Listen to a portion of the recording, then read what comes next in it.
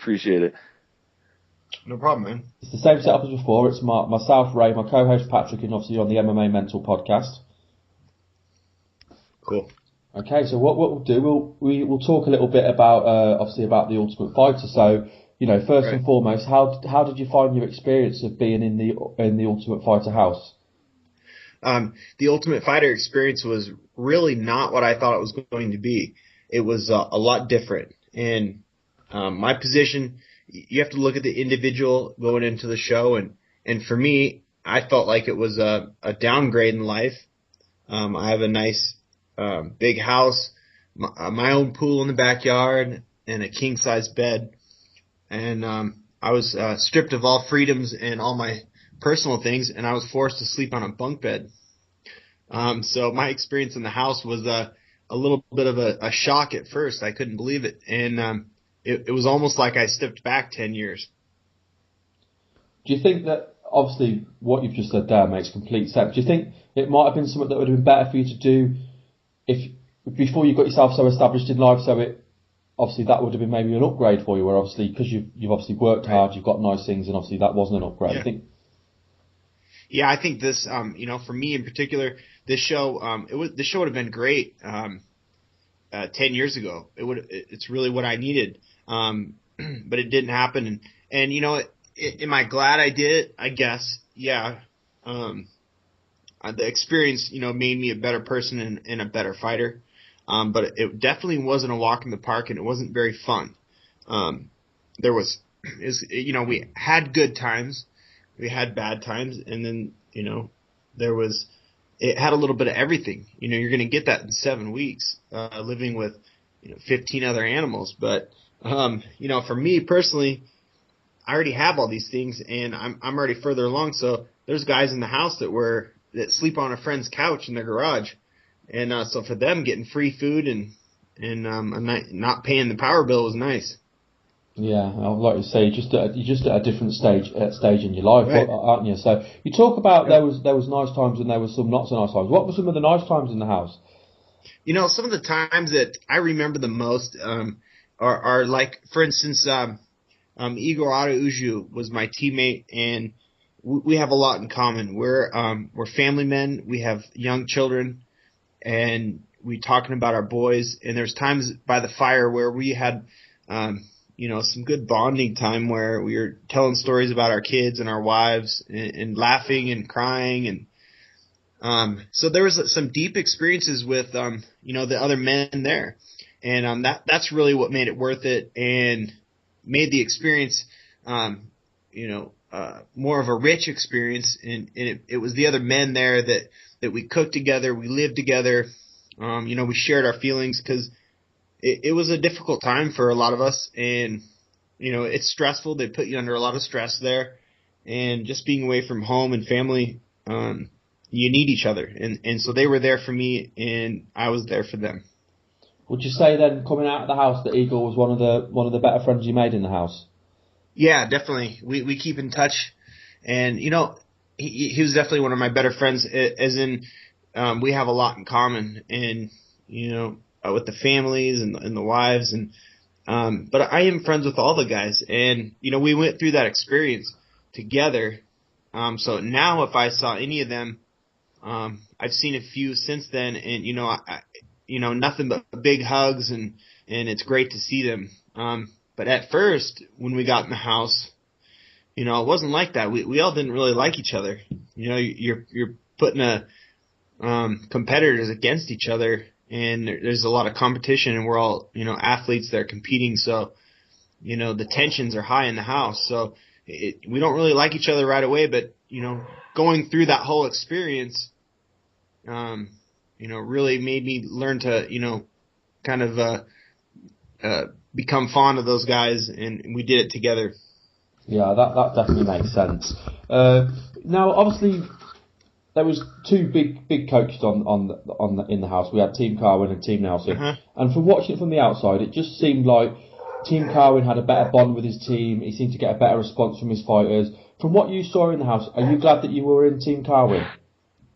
Man, I know Roy Nelson from Vegas, and I was I've seen him train, and I know all about him. We've sparred together, and we kind of have a history together.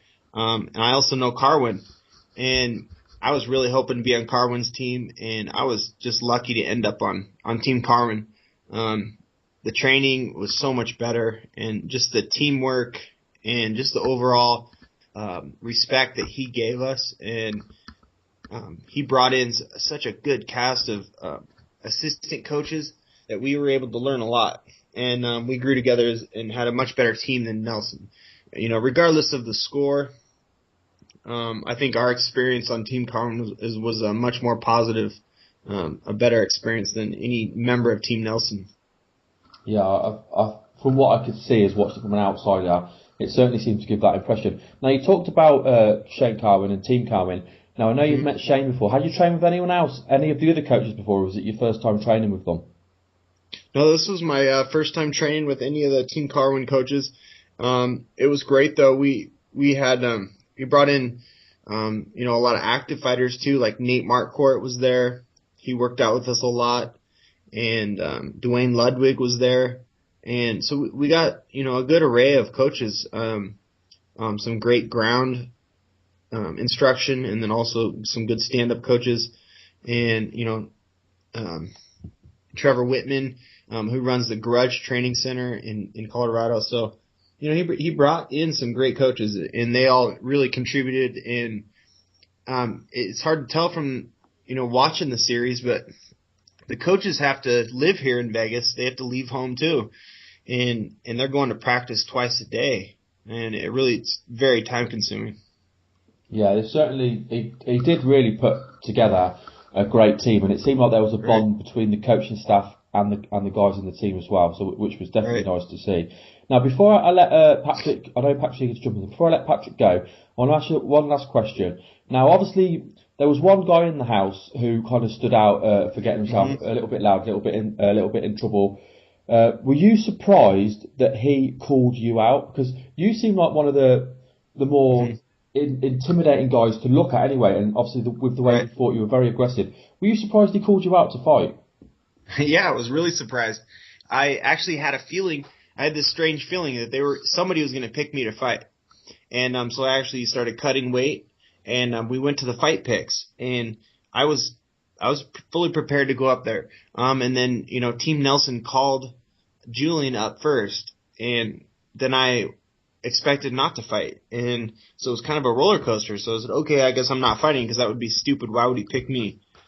And then he calls my name, and everybody just kind of looked around and went, well, okay, cool. Let's go. And it's funny because as I was sitting there in my bleacher, it's a little bit of a roller coaster waiting to hear your name called. He called my name, and it just hit me, and I just wanted to fight right then. I just couldn't believe that he called me out, and the emotions are just real high in the house for me anyway. I just was real raw, and I think to my detriment, I was too emotional, too close to the game, I think, and so I was just running on high and ready to go. So, I was very surprised that he called me out, and I didn't think it was a very smart move. No, I agree. I think he needed to be guided better, to be fair. Are you good to jump in, Patrick? Yeah, I'm all set, Ray. And thanks again for coming on, Bristol. We really appreciate it. Yeah, great to have you. Awesome. Now, I want to go a little more in depth about yourself here. You run Rain Promotions, correct? Yeah, I have a fight promotion company, and it's a great opportunity for me to really bring up a lot of younger fighters. And I feel in my position, I have a lot to offer young and upcoming fighters, and I really want to help amateurs turn pro and then send pros to the UFC. And it's already happening. You guys know Abel Trujillo. He fought on one of my shows a long time ago, and it's great to see guys coming out of it. I want everybody that fights for me, if they can, to go make $1 million fighting. Yeah, that's very awesome. We actually just had the chance to talk to Abel today, so that's awesome. You're able to give these fighters their breaks. Right.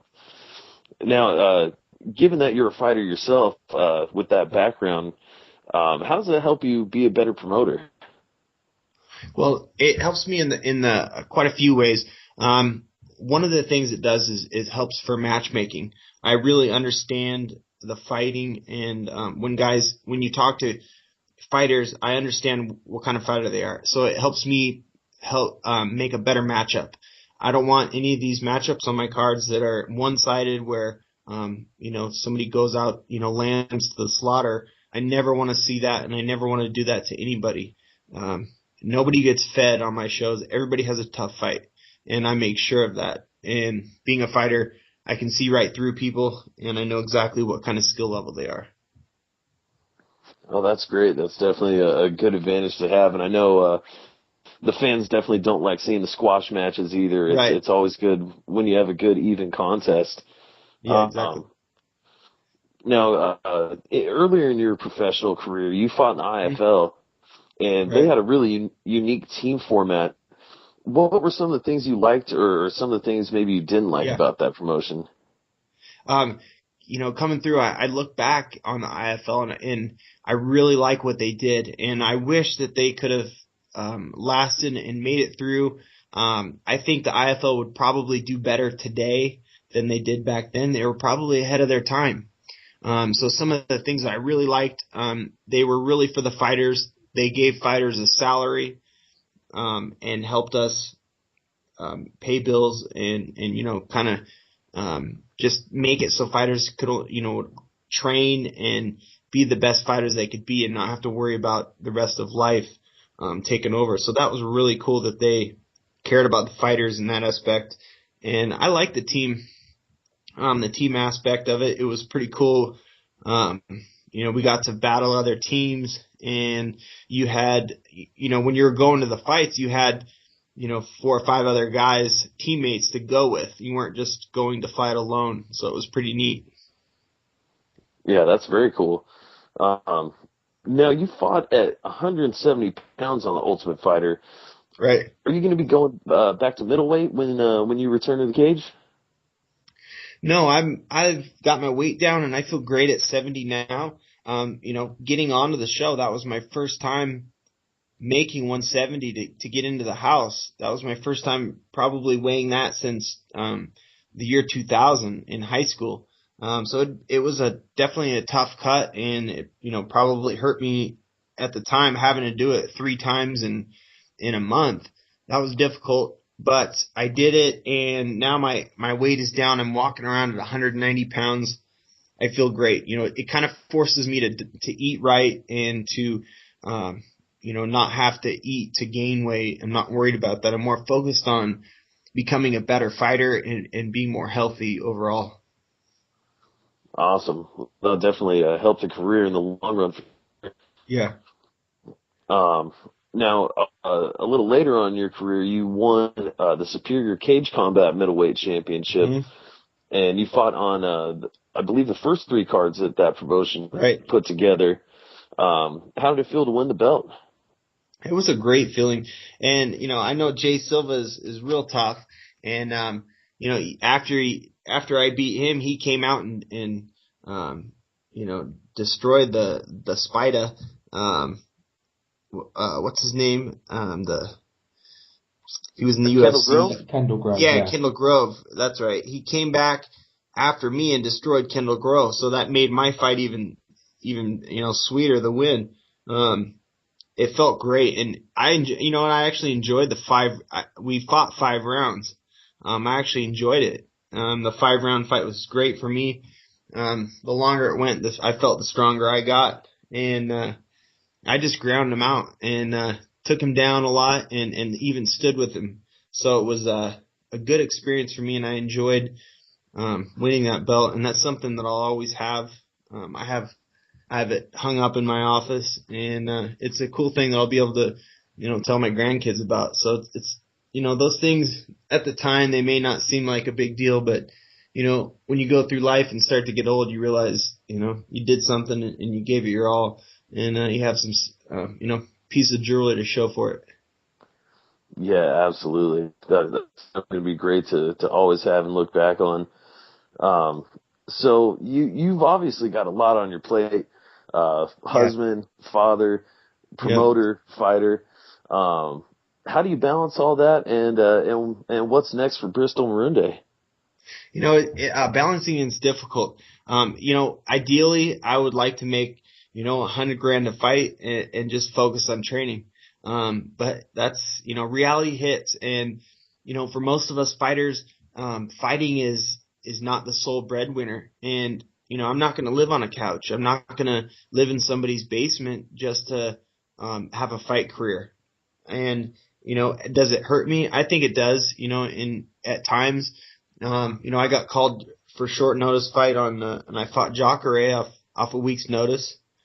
And, I had a fight promotion that very same night. So that was, pretty stressful, cutting weight and working. My trainers had to take my phone away from me, but, it's difficult, but it's just one of those things and until I'm, make a lot of money fighting, I'm going to have to continue to promote and I actually enjoy promoting fights, doing what I love to do. So, all in all, I'm very fortunate to be where I'm at. I know a lot of guys, have jobs that they hate and they're stuck in some office somewhere. I'm fortunate to do what I really love to do.